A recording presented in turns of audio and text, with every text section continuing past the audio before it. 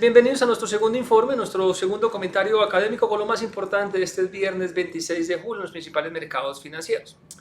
Una semana que finaliza en la parte internacional un poco más tranquila, un mercado que valora la parte positiva de las cifras macroeconómicas americanas, porque no todo fue positivo, incluso hay unos lunares en el PCE, pero el mercado se casa con lo positivo, con esos datos muy ligados a inflación, esos datos de preferencia por parte de la Fed, y el mercado decide apostar nuevamente sobre activos de riesgo, recuperar un poco ese desplome derivado del ajuste de expectativas por cuenta de la inteligencia artificial y otros resultados empresariales que básicamente no superaban las expectativas. Entonces tenemos lo siguiente: un Dow Jones subiendo 1,64%, tenemos un Nasdaq ganando 1,05%, un Standard & Poor's ganando 1,11% y un índice Russell ganando 1,65%. Y como tenemos un mercado alegre o entre comillas complaciente el día de hoy, pues las coberturas, los seguros, pues prácticamente dejan de importar.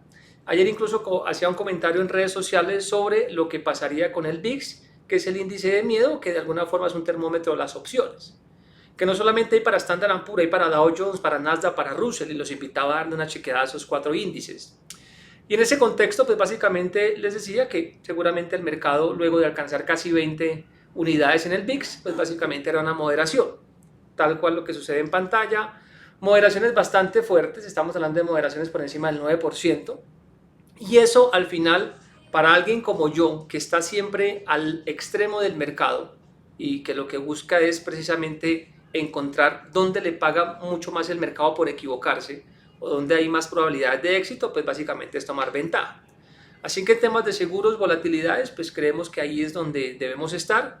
Por supuesto, en algunas olas, pues intentaremos acelerar un poco las ganancias, pero realmente el potencial allí es bastante fuerte.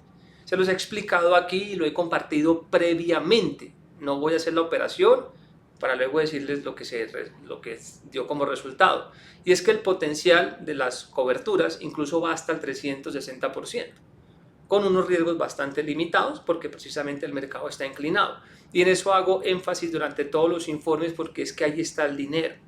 Y aunque el mercado ha moderado esa inclinación, la ha moderado ¿cómo? Si usted observa el barómetro de tasas de la Fed para septiembre, para noviembre, el mercado limitó un poco la probabilidad. Digamos que eso está bien, pero el exceso continúa. Entonces, si alguien quisiera eventualmente tomar ventaja de ese exceso, pues todavía lo puede hacer. Digamos con un margen un poquito más pequeño de lo que fue el exceso, tomar el exceso hace un par de semanas atrás, pero prácticamente ahí está la ventaja. Ahora, de la semana resalto el ajuste que se dio en materias primas y principalmente en metales, justo cuando el mercado conocía que los hedge funds ampliaban a récord su posición en largo, pues básicamente el mercado entró en deterioro. Eso suele suceder cuando entran ese tipo de fondos, sobre todo cuando el apalancamiento acompaña una operación, porque es que el apalancamiento hace que las cosas sean mucho más difíciles y que ese tipo de inversor, como necesita velocidad para pagar el carry del apalancamiento, pues termine distorsionando precios. Pero luego del stop a mí me vuelve a interesar oro, que lo puedo comprar a través de los ETF como físico, en donde en su momento tuvimos resultados, o básicamente buscar algunas mineras o empresas en las cuales hemos tenido resultados. Incluso algunas de ellas bajo el modelo royalty, que para nosotros en términos financieros nos protege o nos genera mayor confianza. Entonces básicamente yo puedo ir a dar un vistazo por Franco Nevada o por Barrick Gold, entre otras compañías, digamos, del sector. Sector de alimentos, con el desorden actual también puede haber oportunidad.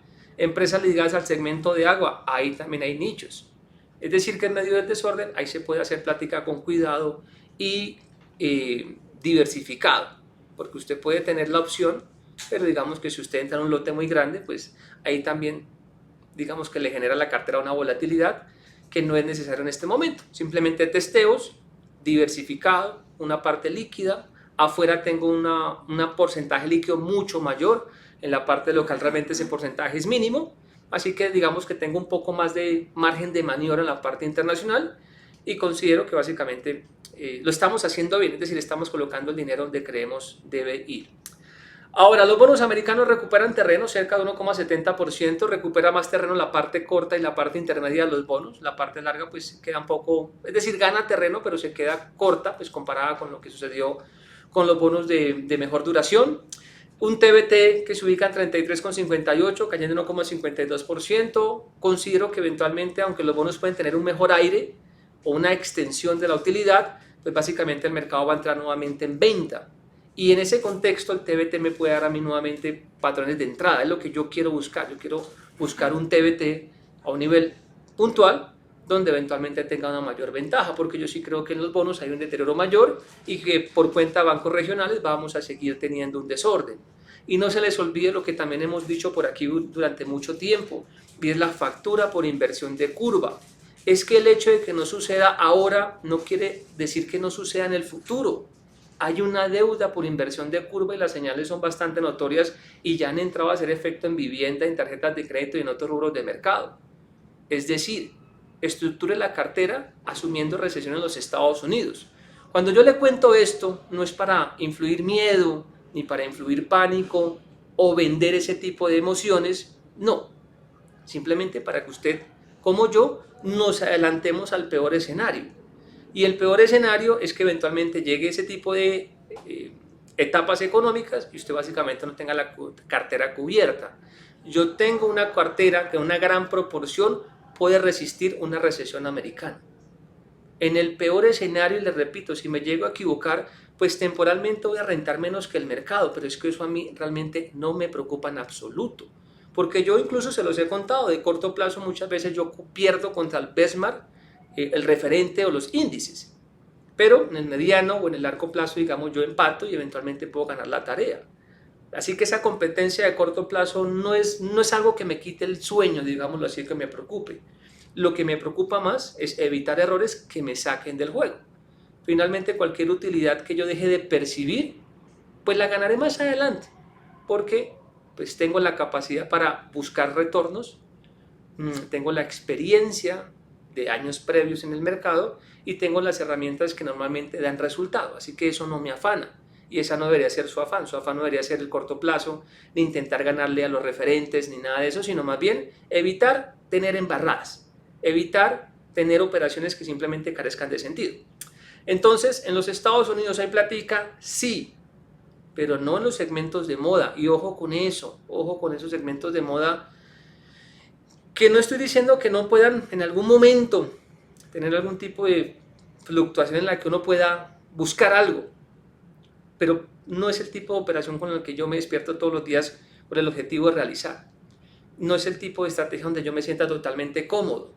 Ahora, si el mercado se desploma, pues claro, uno puede ir a buscar algún tipo de oportunidad, pero repito, no es la estructura con la que yo me siento cómodo y debería ser esa estructura, es decir, estar cómodo en las inversiones debería ser el modus operandi de la gente que esté compartiendo, digamos, en el mercado financiero. Ahora, deterioro en cartera que no esperaba, que no me pone en condiciones difíciles, porque precisamente tengo liquidez con la cual puedo promediar, pero vale la pena resaltar que no lo esperaba, y es básicamente el comportamiento en Brent. En el Brent los precios nos vienen gustando, porque hemos cogido una caída. Digamos que la diferencia en lo que creíamos y sucedió es que están cayendo un poco más. Hoy, por ejemplo, hay un stop de 2,22% para Brent. Yo tengo K, entonces eventualmente puedo amortizar las entradas. Normalmente los activos tienen una participación puntual en cartera y yo intento que esa participación puntual en cartera se vaya haciendo por escalas. Entonces, en la medida de lo posible y en la medida de que tenga liquidez, puedo maniobrar, amortizar y corregir cualquier problema de elección. Entonces, esa caída no me la esperaba. Responde pues, a unos datos de China que no convencen, responde a un mercado que duda sobre el consumo de China o la demanda de China, y ante eso pues básicamente las materias primas caen. Entonces, en la medida de lo posible podría comprar un poco más de contratos de petróleo y amortizar o mejorar las primeras entradas. No es algo que me quite el sueño, no es algo que me genere un stop, no es algo que ponga mis cuentas en riesgo, no es algo que me saque del juego, asumiendo incluso que liquidar a bajo pérdida no es algo que realmente haga una mella en el portafolio. Y esa es la gran diferencia en este negocio. Y es equivocarme y eventualmente equivocarme barato o que eventualmente los errores no me pasen una factura que me saque del juego definitivamente. Así que ahí les doy esas pildoritas que seguramente ustedes también pueden utilizar para su propia gestión. Y tenemos un iShare, pero iShare Latam ganando 0.90%. A mí me gusta ese segmento. lo que es Brasil, lo que es México, Brasil, México, Argentina, Chile y Perú no he podido, pero en general una cartera debería tener mercados emergentes, sobre todo una cartera internacional. Ahí hay platica, señores, porque es que en los mercados emergentes está la diferencia entre el precio y el rezago fundamental. ¿Y ustedes qué creen que va a suceder cuando el capital foráneo no encuentra oportunidades por fuera? Tiene que venir obligadamente a los mercados emergentes. Ahí está la chispa. Entonces, a través de los iShares yo puedo participar de algunas economías que, en mi opinión, presentan oportunidad. Así que bueno, hoy se recuperan 0.90%, los días previos tuvieron un desorden, pero a mí el desorden me parece importante para seguir acumulando. Y el emergente, que incluye otros países diferentes a Latam, sube 1,19% y se ubica en $27.97.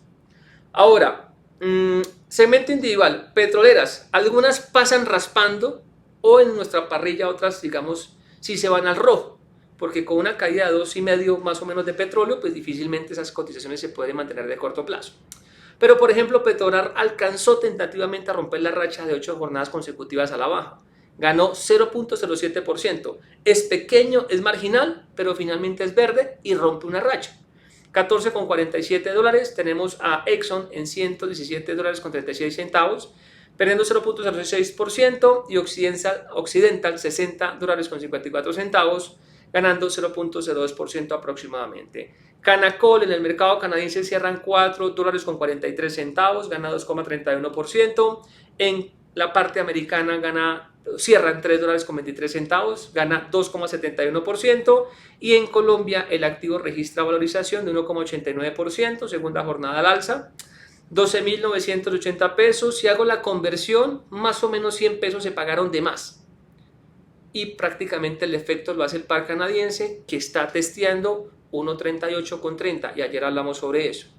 El volumen en Colombia, 26 millones de pesos aproximadamente, volúmenes que disminuyen 37,15% frente a la jornada previa, y en la semana pierde 0.92%. En la parte americana, Ecopetrol avanza 0.19%, se ubica en $10.70. Durante los últimos días hubo una primera señal de compra táctica, y hasta hace 2 sesiones el modelo cambió, porque el modelo tiene, digamos, varios condicionales que se van moviendo o van intercambiándose en la medida pues, que los precios y los temas fundamentales mejoren. El primero que mejoró fue un tema puntual de fuerza que dio compra táctica, pero los demás indicadores seguían en venta escalonada. La compra táctica se mantiene y los indicadores han cambiado a neutral. Digamos que la relación riesgo-beneficio ha cambiado. Yo sigo encontrando un poquito más de ventaja en otros papeles, y hasta que encuentre ventaja aquí, pues seguiré haciendo la tarea donde realmente los números me favorezcan. Pero en el momento en que aquí encuentre más ventaja, no tengo ningún problema en cambiarlo de aquí para ir a buscar retornos en Ecopetrol. Así que, por lo menos la relación riesgo-beneficio no me disgusta, como seguramente hace unos meses ustedes me pudieron haber escuchado, no era lo mejor. En Colombia cierran 2.145 pesos, gana 0.23% aproximadamente, tercera sesión consecutiva al alza, pues con alzas pequeñas, pero finalmente marca verdes. Y en apertura también vemos preferencia, segunda jornada de preferencia alcista, con un volumen negociado de 2.438 millones, volúmenes que caen 54,18% frente a la jornada previa, y en la semana es el activo pues, del sector de hidrocarburos, que es pequeñito en Colombia, solamente hay 2, pero pues es el activo que más pierde de los dos, pierde 1,61% aproximadamente. En la parte internacional vemos valor también en los ETF, porque hay ETF que prácticamente en relación pues presentan ventaja, y en la medida de lo posible pues uno va testeando ciertos precios y va acumulando, o entre la canasta uno simplemente va rotando, pero creo que también ahí hay platica. XG 24,75 termina plano. Tenemos a Bancolombia en 32,94, pierde 0.46%, Avaltus con 14 cierra plana, Éxito $4.32, gana 0.70% aproximadamente. A veces,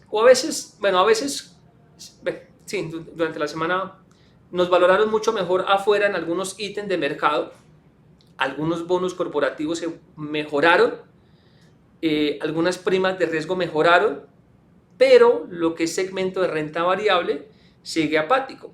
Incluso lo que es renta fija local, que es donde los efectos nocivos o favorables pegan primero, pues realmente han estado muy tranquilos, o sea, dentro de la volatilidad normal. Pero en renta variable el mercado sí está desanimado, lo cual es excelente, señores, porque en el negocio financiero que es básicamente un negocio de emociones, pensar diferente, pero pensar diferente con argumentos normalmente da resultados y da dinero.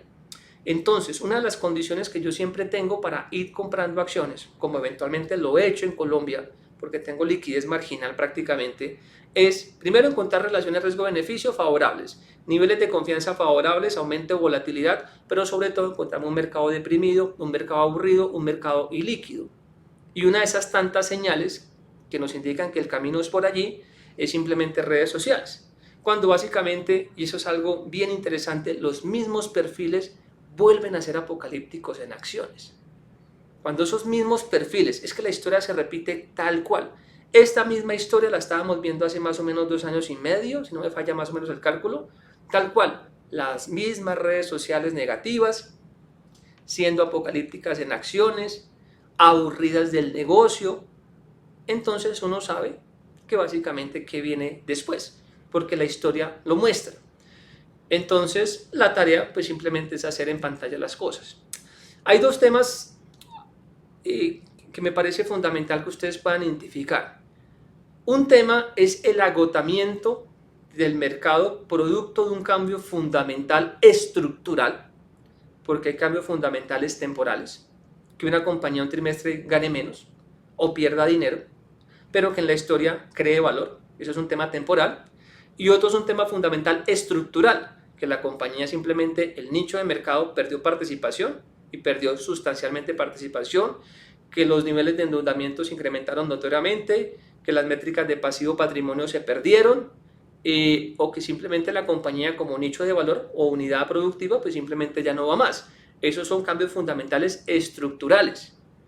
Y ante eso, claramente cambiar de posición, cambiar de negocio es totalmente válido. Sí, aplica aquí y en cualquier otro negocio de la vida. Pero una cosa es el cansancio producto del agotamiento emocional. Eso es una cosa muy distinta. Y es que el valor de las compañías no ha cambiado. Lo que ha cambiado es su resistencia o su paciencia. Que normalmente la paciencia del público se agota porque una gran parte del público está apostando. ¿Y cómo usted está apostando? Cuando usted simplemente da clic en su computador y compra un activo porque usted presume que está barato. Pero usted ni siquiera ha visto el balance, usted ni siquiera ha visto las notas, usted ni siquiera ha visto la relación financiera, los EBITDA, la relación riesgo-beneficio, bueno, un sinnúmero de detalles que hay que mirar. Y en momentos como estos, ahí es donde realmente el que miró las cosas, el que hizo la tarea de conciencia y el que no, tienen una diferencia sustancial. Y normalmente el que no hizo la tarea es el que primero se agota emocionalmente y entonces asume que el negocio financiero no sirve.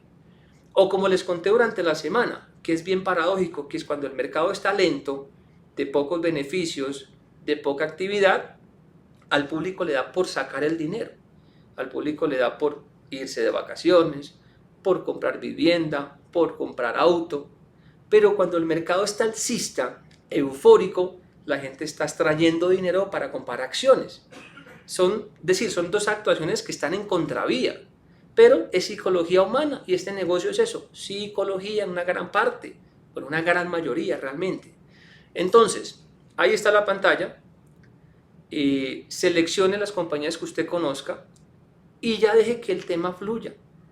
Este mismo escenario lo vimos hace un par de meses atrás y ustedes saben que también la gente no daba por sentado muchas cosas que no se dieron y finalmente pues el mercado en algunos ítems dio resultados importantes. A mí me gusta encontrar errores de mercado, es mi estilo, lo ha sido por más de 20 años en el negocio financiero.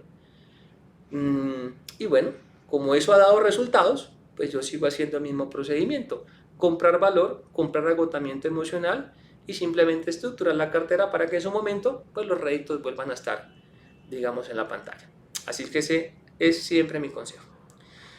Colcap pierde 0.59%, se ubica en las 1.345,63 unidades. No es la caída más fuerte, porque un 0.59 pues no es una caída mayor, pero en temas de la semana pues sí es la caída más importante.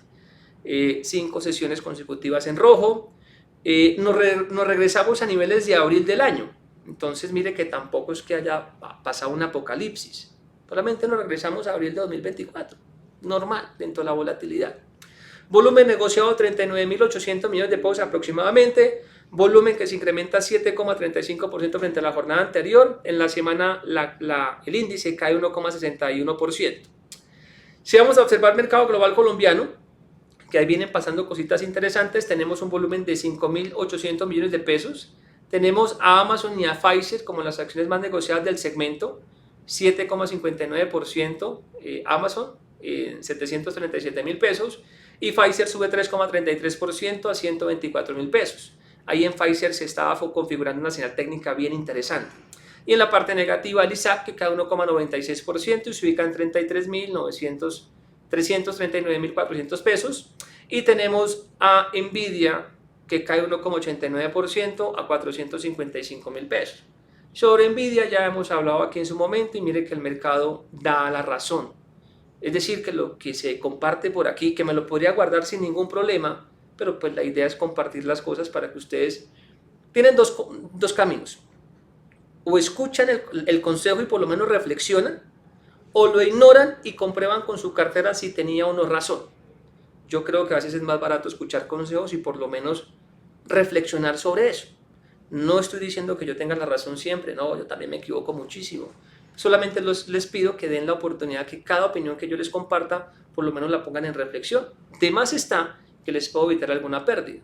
Entonces, en Nvidia, hasta el momento, la gente que ha entrado solamente por moda, pues mire lo que ha perdido. Y esto me recuerda mucho a lo que sucedió también durante la semana con PI. Ustedes recuerdan que cuando PI entró al índice, a la canasta, PI llegó a cotizar a los 85.000 pesos con volumen prácticamente récord y que yo básicamente les decía, mire, eso ya no es el tipo de operación que yo hago. Ya es moda, ya es popular, ya no hay sorpresa y que eventualmente podría cotizar incluso por debajo de los 70.000 pesos. Y ayer lo hizo. Entonces mire que paulatinamente el mercado se va organizando. Donde los números den, el mercado converge. Así que ojo con eso. Y en la parte local, Canacol sube 1,89%, se ubica en 12.940 pesos, Promigas sube 1,35% a 7.500 pesos y PI sube 1,29% a 72.000 pesos. De estas tres compañías, dos simplemente no deberían estar ahí, una tiene todo el potencial también, pero miren cómo es el mercado, valora lo que no es, lo que no tendría por qué valorar, hace parte del juego. Y en la parte negativa, ISA 2,08% a 7.880 pesos, Preferencial Grupo Argos cae 1,81% a 11.680 pesos y tenemos a Celsia que retrocede 1,83% a 4.020 pesos respectivamente. En los bonos, comportamiento favorable en la parte corta, 25, 26, 27. A partir del bono de 2028 hasta 2050 algo de retroceso, pero normal dentro de la volatilidad. La parte intermedia se ha acoplado. Y si ustedes comparan el comportamiento de la curva desde junio a lo que llevamos ahora, prácticamente son dos grafiquitas igualitas. Ligeramente la parte corta tiene un poquito más de ventaja, pero lo que está sucediendo es que paulatinamente la parte larga se va a volver a inclinar y básicamente porque el mercado va a cambiar bonos de largo plazo por simplemente ir a buscar oportunidades de corto plazo. Es simplemente una estrategia temporal dentro de la curva. Y en dólar tenemos un dólar en 4.024,90. Cae 0,14%, segunda jornada consecutiva a la baja. Yo esperaba un movimiento un poquito más moderado, incluso en las consultas que hacen los medios de comunicación viernes para la próxima semana. Nuestras opiniones apuntan a que la próxima semana deberíamos volver a los, por lo menos tentativamente, por debajo de los 4.000 pesos. Y los 3.970 siguen siendo un soporte con el mayor pivote de validez. Hay otros soportes, pero esos soportes tienen una validez más bajita. Entonces sigo estando muy atento a los 3.970 pesos y seguimos analizando pues cómo el mercado valora las cifras que vendrán por empleo, por PIB nuevamente y temas ligados a inflación en la parte americana. Así que bueno, esta fue la actividad de esta semana. Espero haber aportado algo en todos estos comentarios, en todas estas historias, para que ustedes puedan hacer sus propias conclusiones y sobre todo, en la medida de lo posible, evitar errores. Y bueno, ser conscientes de que esto es una profesión como cualquier otra que requiere disciplina, paciencia. Si usted tiene esas dos cositas, seguramente sobrevive y hace el dinero correspondiente aquí. Cualquier duda, comentario, solicitud de servicio al correo que aparece en pantalla de francogonzalez@hotmail.com o también aparece el Twitter y en Twitter aparece el enlace directo a mi teléfono celular. Con mucho gusto podemos conversar. Para Data IFE que les habló, Diego Franco.